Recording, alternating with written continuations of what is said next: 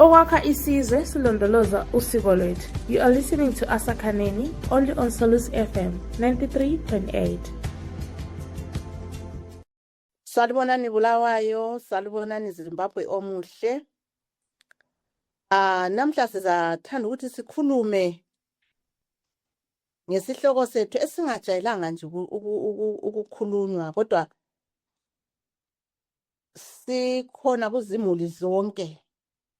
Phose yinto eaffecta izimuli zonke ku community yethu. Sizakhuluma ngokubuya kumbe ngithi ngokuphenduka kwelunga lomndeni.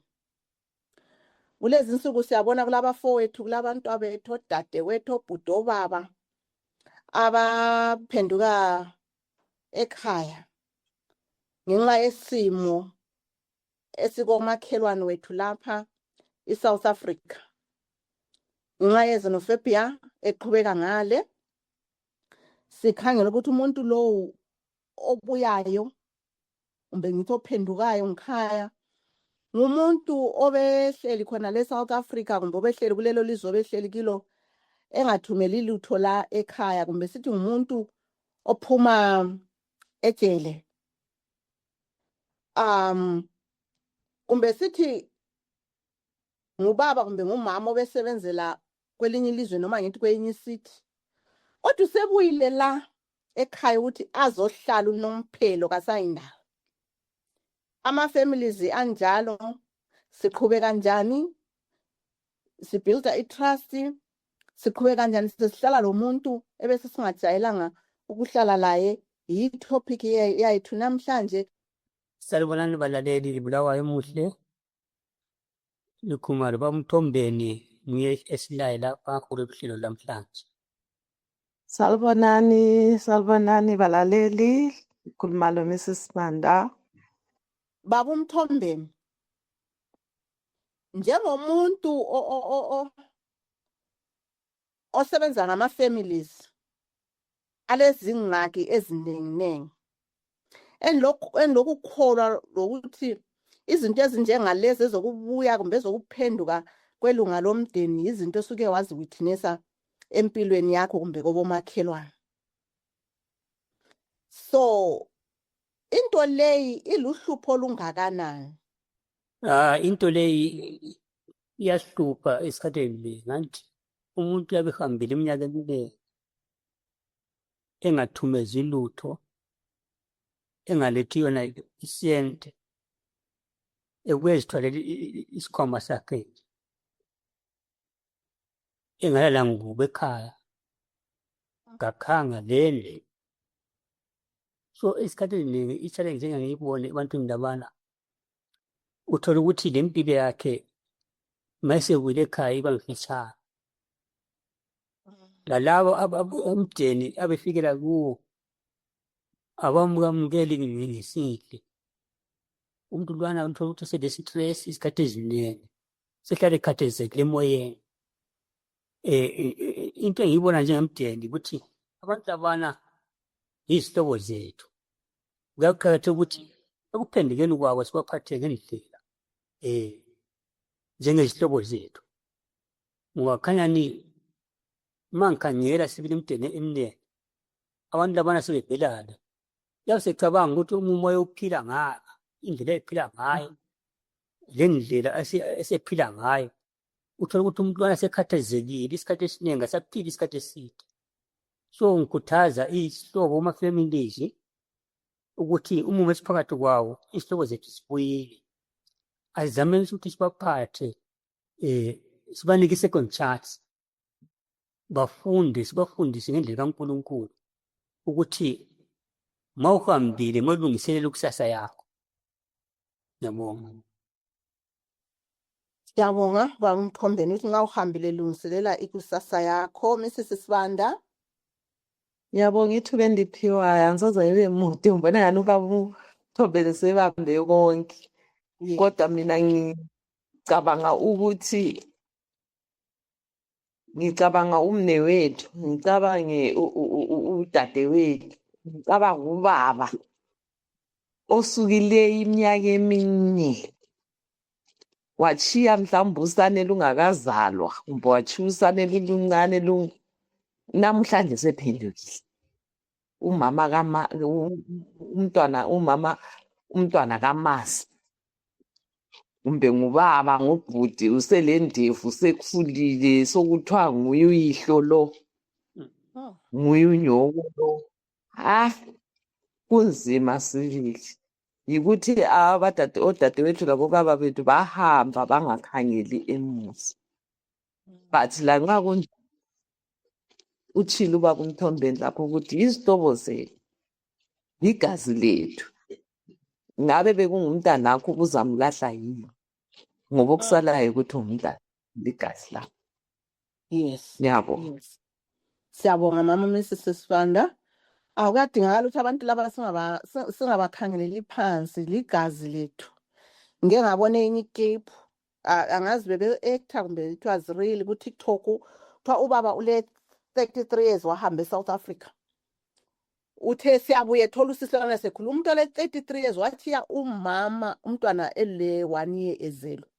Wabuya after 33 years ubuya abalwana ubuye ngelalutho into afike wayikhipha wayinikeza umntwana lwana libanana amabanana la abengi2 kodwa umama lwana ngimbone sibalo uthando uthe emntwaneni lo nguyihlo mnikeze isitulo wathi salibonani baba selibuyile yiluthando oluthiwa ngumama uMrs. Sifanda. Mrs. Moyo mtikhonikazi. Mina engingakutsho ukuthi uNkulunkulu usipha amathuba amaningi okusithethelela lokusamukela kukho konke esikwenzayo. Lathi kuyadingakala ukuthi sibaphe i-second chance abantu labo, sibathande, sibalalele futhi lokuthi okwenza kuze kube kulesi simo yini. Uthi umdikonikazi uMrs. Moyo asibathandeni laba bantu sibanikeze ama second chances ngoba okunye kusuka kube kuyizimo ezikhona ngale. Ya ufana abantu laba sibamngele kuzimuli zethu sibanike isupport and sibenze bazizwe besekhaya. Ama responsibility abafane bawa asibapheni ama chance analawo. Nxa efuna ukwenza ulutho lapha ekhaya simekele neze singathi wena usithole siphila kanje landela indlela esivele siphila ngayo. Kumbe siyabona ukuthi kumbe ngubaba uthi hayi ucingo laphana bengingathi ngifuna lahambela wathi hey wena wahamba 33 years. Ucingo lolulekele likhona lapho. Izigodo lezi uzekele zikhona lapho. Liyabona ukuthi kusuka kube kungahambi kuhle khona phana. Masingena sethu esesibili. Isigaba sethu sesibili sithi sikuzwisisa kanjani khona lokhu kubuya back kwabantu kodwa mbona ngathi esike sagida phezulu ngakho nje. Ukuphenduswa kwabantu kumbe i-definition yakhona singakubeka sikuthini sikubeke sikuthini sithi sichaza njani lento le komunye umuntu engathi akayichazeki kuhle singayichaza sithini baba uMthombeni uthi brief ukuphenduswa kwabantu ngibonani mambala kulokuzeni uLuke chapter 15 kuvesi ngilokuzeni bafana uvesi 11 kusiya phansi ukhuluma ngendodana yana yolahleka kwanti yes wahamba lelifa lakhe wakhona walichitha isikhathi eside sikhuthaza labantu bona bana asebephendukile ukuthi labangakaphenduli abakhona ngale ukuthi kuqakathekile ukuthi maselizweni elingaswela kini lawo ulungiselele elokuzeni ikusasa lakho angithi ngoba okwenza khona ukuthi kube lokuxokozela sesibanengi khona ngale elizweni engasilo lethu abakhona ngala basethola umsebenzi uthola ukuthi abangakithi ngapha bachitha isikhathi eside yokhona ngala bechitha imali ngendlela ezingayisizo. So mina ngithi umumo osiphakathi kwawo labakhona ngale izwe laseGoli ngale singabantu ba kumele siphathane ngendlela efuna nguNkulunkulu. Ngoba umhlaba lo uvele ngokaNkulunkulu, lathi singabaNkulunkulu. Kodwa kukhanya ngani kuba lokuxabana thize sokusesihlukanisana nemihlobo. Kodwa kusalayo ukuthi singabaNkulunkulu sonke. Siyabonga baba uMthombeni. Liyakwazi ukuthi abanye abantu ukuthi bahambe isikhathi eside kungenxa yamaphepha. Akuphendukeki phela nxa ungela amaphepha uyabe secabanga ukuthi khona yena ngavele wahamba. Kulesitho esijalo uthiwa ngabantu be-South Africa abathi bona abantu beZimbabwe babuya ngenkwe. So nxa wavele wahamba ngenkwe ukubuya futhi uphenduke ngenkwe uzobona abantwana uzobona umndeni kunzima. So abesekhetha lwana umuntu ukuhlala khona ngale. Abanye abantu besemajele. Phela nxa ungakaqedi isikhathi leso sigwethiweyo angeke ubuye. Abanye abantu kasilabo babuya ngokuthi maybe kade besemsebenzini military service.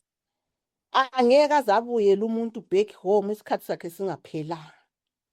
Abanye abantu njalo benziwa imisebenzi bathumela khatshana bathumela emazweni khonale ahamba ayesebenza khonale 4 years 5 years emazweni imuli sele ngapha emuva.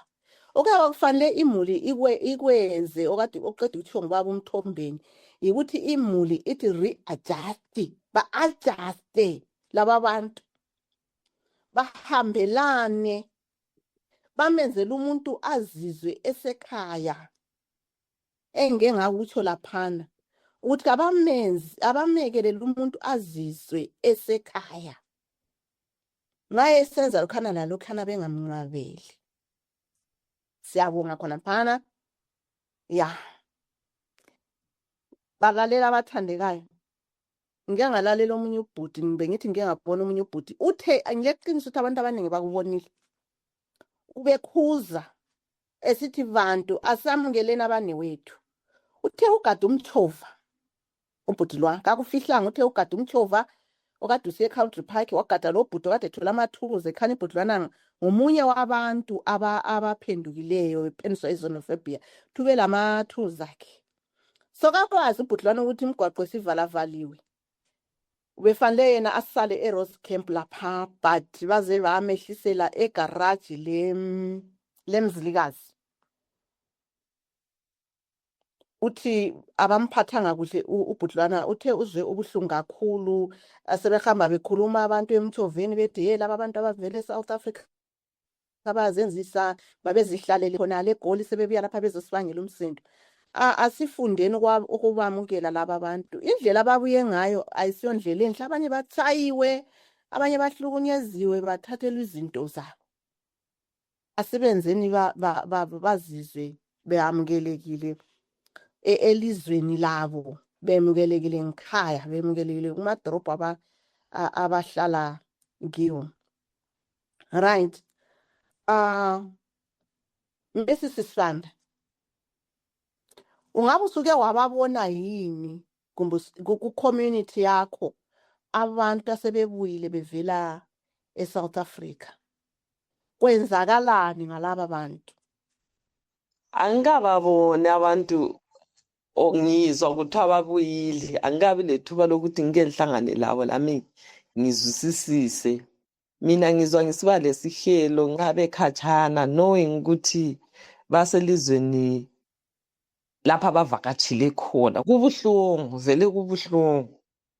But ngifuna ukuthi futhi sikuzwisise ngokuthi mina ngikuthethe ngathi asibeni abaphambanise ngakho kahle kahle yi-neglect.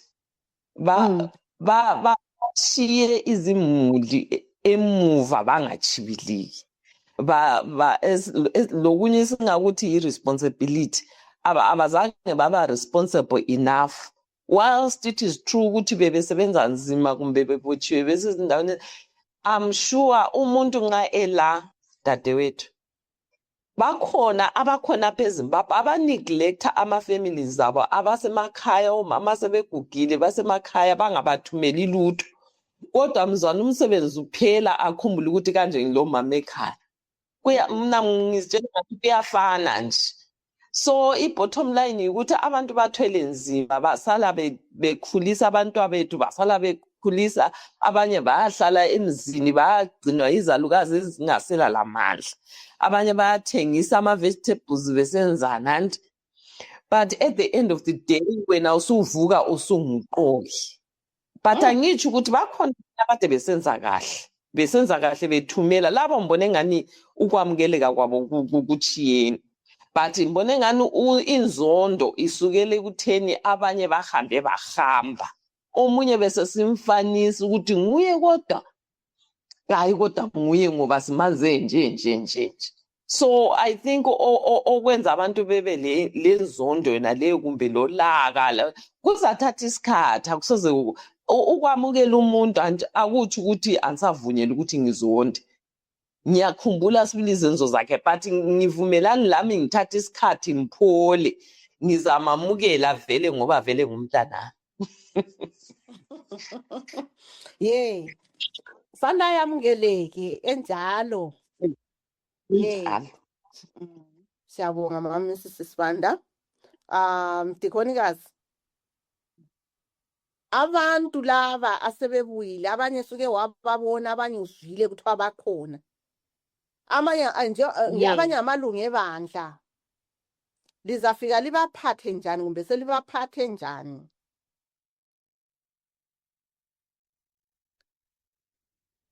Njengoba ubaba uMthombeni ke wakhuluma laphana ukuthi njengendodana yolahleko, silezimo ezitshiyeneyo, kodwa njengendodana yolahleko ubaba angicabangi eyixotsha indodana yakhe. Ubaba indlela umntana kaphuma ngayo wama kiyo indlela yena lalelindile ukuthi umntana wakhe uzaphenduka njalo. Nxa ephenduka ubaba uyamamukela, uyamhaga, ulolutho akalalutho. Kumele sizifundise ukubamukela. Yebo intethelelo asonto ongayiforce ukuthi khona ayihlibe khona khathesi, kodwa mbijana sibamukele. Vele kunjalo omunye ulesimo sikababa esokuthethelela lesokwamukela, kodwa omunye eyinye ifamily isuka ibe lesimo sikabhuti omdala eba lenzondo, ingavumi ukwamukela, ingavumi ukuthethelela. Lanxa kunjalo yena umaphenduka obuyileyo laye kakunanzelele akwamukele ukuthi yebo abantu laba ngibazwisa ubuhlungu, abesexolisa la avume laye ukuthi abantu laba ngibazwisa ubuhlungu, bayehlulekile mbe bake bathwala nzima ngami. Phela kunje abantwana nxa bengekho siguqa sithandazela ntsho labo sisithi mlimo sicela ubasize ubabusise emsebenzini yabo khona ngale njani. Umntwana lowo uke wamthwalela nzima, ubungalali umcabanga, kodwa nangu phela sephendukile. Mbijana sizamxolela laye kaxolise ngenhliziyo yakhe yonke, ayifona nje ngelizwi kuphela ethi hayi mama sorry, hayi kwangehlela, hayi kwayenzakala, hayi kaxolise sibili langezenzo zakhe zitshengisa ukuthi umuntu lo uyazisola entweni yakhe ayenzayo. Then imuli izamamukela, imxolele, laye baphile kahle, aqala ukucontribute laye emulini, encedise emsebenzini ekhona ekhaya. Ngicabanga ukuthi asizifundiseni ukuthethelela njengobaba. Siyabonga. Umdikhonokazi aphana ugcizelela indaba yokuthethelela. Uhambile ngubaba, ngumama, ngumntwana, wahamba nya khona la eSouth Africa kumbe khona le Harare oke kwathiwa ngumama uMrs Sibanda ukuthi abanye balahlekela izimuli bekhona la eZimbabwe. So asifundeni umthethela, ubeletha ulutho engalethi lutho asibathethelelini. Kulezi insuku phela uyahamba usizwa nje ngabantu even emakhaya khona lapho uzokuthi he bayabuya uzadla kazadlani. Ngeke ngakhuluma lo munye izolo. Uzadlani? Ngithi kulo muntu obesithi bazadlani ngithi lina lidlani. Ngimbuzana lo mbuzo wathi lina lidlani. Labo bantu bazabuya besidla lokho lina elikudlayo. Athi nizambathani? Ngathi hayi alilazo yini ezingubo elizibekele ama-visitors ningawazi ukuthi azabuya nini. Lizabuya libakhiphele libanike 2 ingubo kumbe 1 ingubo. Khonapho bengikhuluma ngomuntu obekhuluma ngomntanakhe esithi uzabuye esidlani uzabuye esembathani. Asifundeni ukuthi izimo vele ziyakhiyana. La kudala babevele begewuka. Laphana bese sikhuluma ngama-challenges le conflict. Ma-challenges lokungazwani. Mr. Mthombeni. Yes. Ake lisithi fahla ama-challenges anti. Le conflict nalane bakhona. Ngemva kokuthi umuntu bengekho kwesikhathi eside sithe sigcina besiwathintile lithi kapkapu nje libe mfitshane. Alright. Ngikhangela ama-challenges sometimes ayisibo bonke abantu bangaya ku-foreign land kubenzele kahle. Sometimes abanye bayasafa khona ngale. Umuntu ashele kokudla ekhona ngale. Izibuya imoto imthwale amapholisa umlethe ngapha evele engalaluka. So yiwo ama-challenge engibona ukuthi lesikhathi abanye sibo bonke abazenzisayo. Abanye njalo bayathola bekhona ngale. Athethe ukuthi achithe imali yakhe ekhona ngale. Angithi azothola ithuba lokuthi imoto iqinisa imphendukise sebuya ngapha engalalutho. So yikho esihlangana lapho bese nginanzela ukuthi kade ama-conflict la avelela ngapha. Mananzelela uhulumende foreign land la khanye yabangahambisani la umumo lo ukuthi kube lo mumo njalo.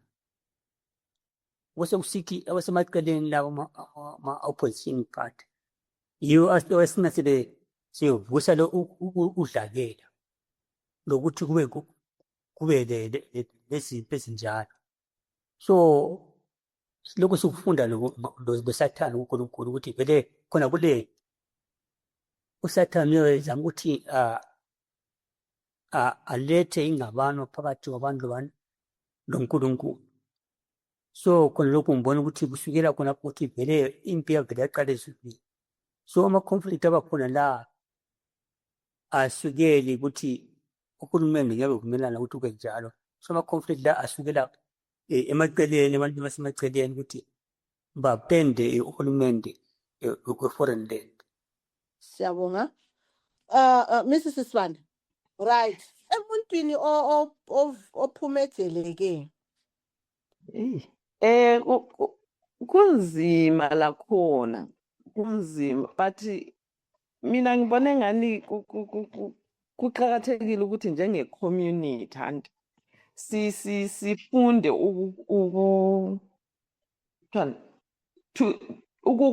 ukubamukela abantu labo whether bavele ejele kumbe bebesebenza kahle. Umumo uthi wona sebebuyile but kuzaba nzima maybe ikakhulu kulabo abaseduzane kakhulu ngoba khumbula ukuthi umuntu lo usehlala ejele maybe for 10 years 15 20 years khona ngale angikwazi but sokumele abuye ekhaya elilabantwana elilomama osejayelela impilo yakhe abantwana labo bajayela ukuthi vele ubaba unjani akakho. So indlela umama azamthatha ngayo yiyo indlela abantwana abaza njani abaza ku accepta ngayo. For instance nxa umama uthitha lapha ukuthi umama ufike wavela wameqa nje ubaba wakhwela phezulu kwakhe abantwana bazehluleka vele ukumhlonipha ubaba njalo laye ubaba uza isithunzi sakhe njengomzali walapha ekhaya ngoba vele kwasekuqaleni kazange waba khona bemdinga uthembisile lapho zathumela lokhu ngizabhadala ifees ngizathini but ngomumo angene kuwo kumbuza kube engene waya ejele kasakwanisanga phela ukuthi akugcwalise konke khona lokho but I think ukudinga thina njenge-community ukuthi siba-accepte siphile labo babe letshintsho empilweni zabo batshengise ukuthi labo baguqukile bayamukela isimo sabo but baguqukile kube lezinto abazenzayo ezizayenza ukuthi umphakathi ubamukele ngcono lanxa bekwazi ukuthi ngemuva kulesimo esenje. ya kunzima ngilokhe ngikhona lapho kuwe Mrs. Sibanda ukuthi khona phana ke kuma-spouses njengokukhuluma ngabo ukuthi kathesi ke sebezophila bonke full time abantu laba abajayelanga ukuhlala bonke abajayelanga ukuhlala bonke otherwise phela abazani kahle kahle bagcina khona phela uthando lusangani lusazi luthabe ngani bebonke omunye wasuka nenga wasebenzela khona lewathiya umama lapha kumbe kwesinye isikhathi wathi sokuhamba omama kusalo baba esebuya laphana umuntu wakhona bakithi umama phela vele uzijwayelele uzenzela into zakhe kungathiwa kulo mhlangano uyazihambela kungathiwa kulani ngale uyazihambela nanxa sekulo baba lapha osomtshelo abasoze bavumelane vele entweni phose zonke ngoba kahle kahle umuntu lo semfunda kutsha antu uyabona ukuthi impilo mina esengiyiphila kathi senjalo ukuthi ngiyavuka ekuseni ngithini ngithi ngale yena sefila kwesesikhathi le insecurity iyafika kuye ukuthi umuntu lo vele uyanga mhlawumbe bese kulaba akade besebemgcinile uyabona even ngitsho kwasecansini ngokwakho vele akusela kuthembana sela sokuqaliswa kutsha sibini kutshatsha usomfunda kutsha kuyo yonke into kusukisela ekuphileni nje general kuze kuyefika ebedroom so kudinga ukuthi ubudlelwano lobanade bukhona buyakhiwe kutsha kube lokubekezela phakathi ngoba vele lami njengomama ngiselela ngicabanga ukuthi laye kukhona ekwenza khona laye nxa ekhangele mina lami kukhona acabangela ukuthi bengikwenza so ubudlelwano bakhona vele sebuhlephukile it's broken it's actually in pieces so kumele budojwe kuhle bubunjwe ukwenzela ukuthi at the end of the day kusebenzelane ebuhleni. ukhuluma inkarakatha yendaba lapho umama Mrs. Sibanda uletha inkarakatha yendaba uthi yena kukho konke sokuqalisana kutsha la njengama-spouses vele kunzima ngoba lapha seliqalisana kutsha la akusela munye owazi omunye umuntu la abantu laba bayaqalisana haya ukwekelelela baba umthombeni phezu kwepoint kamama Mrs. Sibanda lapha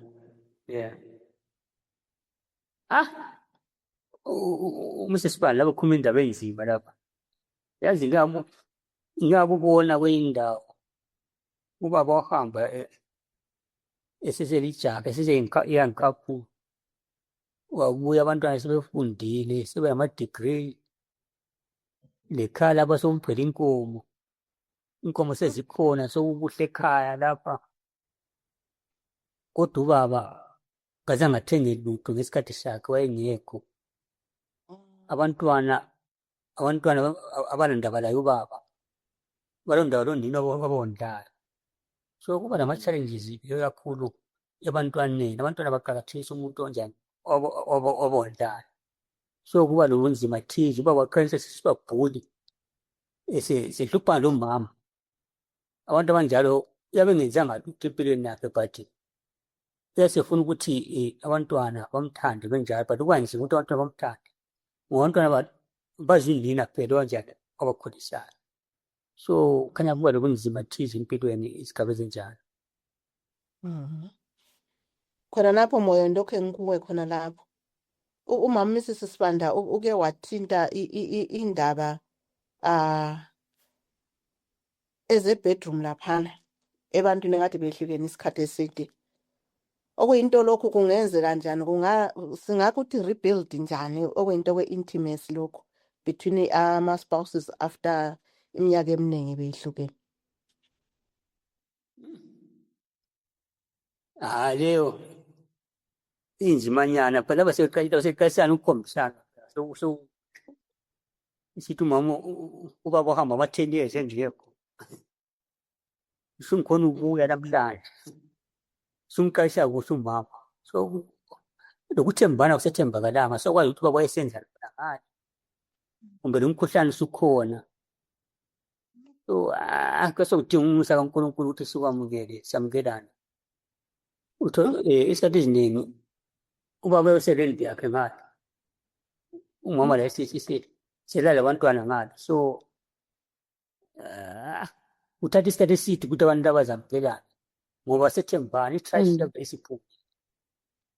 So kanti ukuthi si-build a trust sisonke. Makusala ungcuma ngiphendule masinyane makusela. So imshado inzima. Ngiyanzela izigabeni ngapha kusho ukuthi kusiya phansi. Ithola ukuthi uyahamba iminyaka wonke. Kade wesithi umuntu uphila njani. So akuba nzima emshadweni kakhulu nabantu distant marriage. So mbona kuqakatheke ukuthi abantu bahlale ndawonye. Isikhathi lidibeka ndawonye. Yes. Kuvela asiyocebo likamlimi ukuthi abantu behlukane beyile. So kwaba yizimo nje kuphela, kodwa asilocebo likamlimi ukuthi abantu abathetheneyo hayi behlala omunye le. But ngenxa yokuthi amazwe ethu lawa imisebenzi kayikho, uthola omunye umuntu sethola umsebenzi khatshana.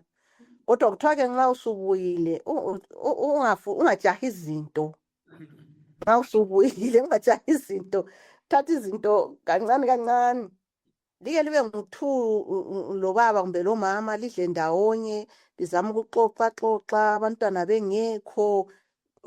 Kuyagcina ukuthi reconnect okuyinto kwakhona. Njengoba ethile lapha ubaba bethi somkhombisa kakutsha. Advice bani ongayinika abantu abalomuntu osebuyile bangam-advise bani? Engingakutsho nje ukuthi kunzima njengoba besitsho lapha. Mina engingakutsho nje ukuthi khona i-step by step, kancane kuyagcina kudale umehluko. Kuyagcina kudala umehluko. Umehluko uyenzakala ngezinto ezincane. Vuma ukuthi abantu laba ubungelabo isikhathi eside. Njengoba uma beke watsho ukuthi uthola labantwana bengani kabamzwisisi lo omunye umzali abade bengelayo. Uyamele uvume mbijana bazagcina bekujayela lawe ubulokhu uzifaka nje empilweni yabo kancane. Nxa kusitsho ukuthi lekhaba ibhora lonke hambe lekhaba ibhora lakho, wena usumele kube ngozehlisa kakhulu ngoba umuntu odale wonke lumonakalo nguwe obuhambile. Then bona bengabuzwisisi futhi ukuthi ungabi khona kwakho kuyini. Phezu kwakho konke lokho, ngicabanga ukuthi siyimoto. Asibeni lethuba ndawonye lokuthi sifunde ilizwi, sibeni lomthandazo ndawonye. Umthandazo lawo uyancedisa uyehlisa imimoya ephezulu, uyancedisa ukuthi wenze izinhliziyo zibe buthakathaka. Even khona ukuthethelela esikhuluma ngakho, ngabe ungela mthandazo phakathi ngezake unganxusanga umlimo waba loNkulunkulu impela, angeke ukwanise ukumthekelela umuntu.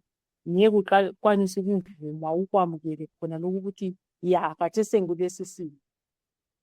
So kumele ngingene lapha ngikwane kasinxuseni umlimo, then laba ababengekho bavume ukwehla bangene labo bakwane kuko konke abantwana kumbe umama aphakathi kwabo. Siyabonga laphana i-advice esiphiwa ngumdikhonikazi umama uMrs Moyo uthi lo muntu layo osebuyile lo akafunde ukuzehlisa, afunde la ukubambisana labanye ekhaya. Nxa kusitsho ukuthi alungise laphana alungise, kodwa abe sibili esexolisa ngenhliziyo yakhe yonke. Umama uMrs Moyo lokhu egcizelela indaba yokuxolisa ukuthi akaxolise sibili ngenhliziyo yakhe yonke. Azame futhi laye ukuthi adinge imisebenzi phela, ayenze kuncancane ukuze uphith phela laye angenise imadlanyana lapha ekhaya. Uzabona imuli imamukela kancane kancane. Right, singena kusigaba sethu sesithupha. Kule mbuzo la from ebantwini babu uMthombeni uzaphendulwa nguwe. Uthi lo umbuzo uthi yena lo mlaleli wethu, nxa kuyikuthi lo muntu obuyayo uyala kumbe ngithi akafuni ukuxolisa, akaziboni iphutha, kaboni yena ukuthi ngokuba kwakhe khona le South Africa iminyaka yonke leyi bekuliphutha, sikuphatha njani? Uyabuza umlaleli wethu Mr. Mthombeni. Ya, ikakhulu kubo baba ukuxolisa kancane kuba nzima, ukuthi sorry kuba nzima. So advise ngithanda ukuthi nginike umlaleli ukuthi njengoba sikhuluma ngokuthethelelana nti asithethelane angithi uma kudinga ukuthi kube lo muntu omdala esingamdinga, anti wena mama ngodinga ukuthi uxolise ngubaba, kumbe singadinga umuntu omdala angithi sibonisane njengesibuthana. Lawo mama thethelela, yikho kusokukhona phela. Uhambile baba obuye ngalabi, thethelela wona kuqala ngithi. Obaba isikhathi eziningi kuba nzima ukuthi umuntu athi sure yabe ngabona iphutha kuye. So okuqakatheke ukuthi sonke siye ngaphi, siye enkosini, sidinga ama-advice ebadaleni basincedise. Siyabonga. Ngithemba ukuthi umlaleli wethu uyaphenduleka laphana labanye abalaleli abasilaleleyo, ngoba nxa umlaleli ebuza laphana kabuzeli yena yedwa, ubuzela umphakathi. Omunye umlaleli wethu nangu lapha ulayo lo umbuzo lo ngizawuqondisa kumama uMrs Sibanda. Uthi yena umlaleli ku community la asithi lo muntu uphuma ejele njengoba sike sakhuluma Mrs Sibanda laphana. Uthi sithini ngokuhleba okukhona, nangana limbonile kuphumile umpulalelwa, nangana liyambona kuphumile umrepist lwana. Umuntu lwana kuba njani kuye njenge community ukuhleba lokhana labo stigma, especially emuntwini ophuma ejele, kumphatha njani umuntu onjalo? Mrs Sibanda. Yebo. Ya. Khona kunzima ngoba vele noma ngaphi, noma kade botshwe eseZimbabwe noma ebotshwe ephandle kwelizwe, vele bekuzaba nzima. I-community yethu kayikujwayeli ukuphonga u-accepta abantu abaphumileyo bephuma ikakhulu bevela emajele. So ngiyabuyela futhi kwapha ukuthi kuzathatha isikhathi ukuthi i-community even labomndeni ukuthi baze bamamukele. I-stigma vele sizaba khona, abantu bayakhuluma vele kuzaba khona, kodwa mina ngithanda indlela yokuthi umuntu kumbe thina abemuli esiseduze sibe yithi abokuqala ukumamukela. Nxa simamukela laphana yithi futhi esikhulumisana labantu ngoba thina yithe sibajayele umuntu lo kunzima ukuthi aphongukukhuluma ahambe ezikhuluma hayi mina nganginje kunzima. Kodwa kukithi thina sihlala laye ukuthi simncedise ngokukhuluma sitshela abantu hayi libona kunje bakithi isimo esikhona yilesi. But hayi uyena hayi setshintshile sibili kambe nxa eqala ukuthenjwa yithi esihlala laye. Mbone ngani ku-community la nxa kuzabathathela isikhathi kuba lula ukuthi labo babamamukele. Kuhle ukuthi thina sibahle ngoba siyeme kakhulu ebandleni lethu. So nxa sisebandleni abantu abanjalo labo kuhle ukuthi sitshele i-community yethu ye-church ukuthi hayi thina silomumo onje. Abazalwane bayancedisa even ukuthi yena ngokwakhe abe responsible aqalise laye ukuzenzela even imisebenzi yezandla ukudinga imisebenzi asebenze. Siyakwazi ukuthi abantu abalula ukuthi bakuvumele khonokho. But nxa engaba le-initiative yena ukuthi abe nguye ohamba phambili ayenze imisebenzi thina sesimncedile akhulumisana labantu sathini but laye i-character yakhe nguye okumele ayibuilde ebantwini. Abantu they are always willing to support, but nxa umuntu yena etshengisa ukuthi seguqekile sibili la esehamba ngendlela abantu kulula ukuthi bam-accept. Na akuhambeleni lathi phambili kube yithi esiba positive ngesimo langomumo. Siyabonga kubeni yithi thina sisondelane laye uthi omama Mrs. Sibanda sibe yithi esimnika isupport, sibe yithi esiqala ukumethemba. Singavele simethembe thina i-community yonke iza kwemethemba. Ngilomunye futhi ulisina lapha umbuzo lo ngizawusa kumdikhonikazi. Ulisina wethu lapha uthi yena kwenzakalani ke kumbe ngithi abantwana laba bancedise kanjani kulabantwana lapha ekhaya, abantwana laba bazondile bathukuthele ngomzali wabo bengekho isikhathi eside kodwa nangu sekhona sevuka sekhona sezimthwele imota zamthi kwathiwa ngubaba wathi imota sezimthwalele imota zazomsala ekhaya. Ubevele ngekho empilweni yabo vele abamazi bazondile ngaphakathi kwabo. Bancedise kanjani abantwana mdikonikazi Mrs. Moyo? Abantwana badinga ukulalelwa mama, ukuthi ubezwe ukuthi bathini kumbe ubalalele uze futhi indlela abafuna ukuthi bakhiphe ngayo ubuhlungu babo. Sometimes bengakudweba bakudweba ube ngubaba badweba umama laphana umama abe mkhulu batshengisele nje ukuthi umama ulothando unjani kusiya ngokuthi obebatshile ngubani.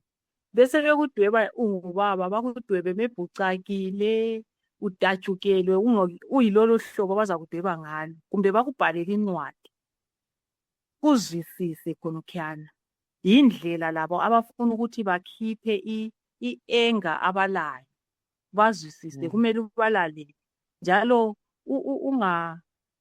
ungabaforce ukuthi kumbe badlale lawe kumbe yazi bakubize dedi kumbe baba.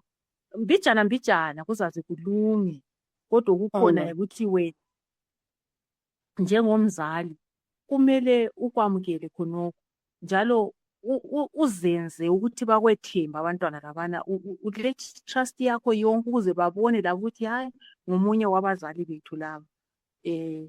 Lawe ezintweni zabo abakizo mhlawumbe ninxe kulabo prize giving day kumbe kulani sondelela lawe uhamba lanxa nje bazabe bekukhangela ngelinye ilihlo kodwa ekugcineni bazananzelela bakwamukela ukuthi ungumzali wabo.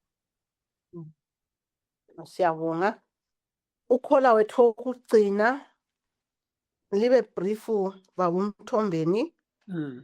Uthi ngiyabuza lapha ngikhola wethu lowo uthi ngeke ngamuzwa baba umthombeni ekhuluma ngama spouses kuthiwa kusele only 5 minutes. bangaphilisana njani laba bantu ama-spouses laba kade beqhelelene kungela conflict between them? Kusele only 5 minutes. Hayi, siyabonga. Okuqakathekileyo ukuthi sizilethe kubani kuNkulunkulu.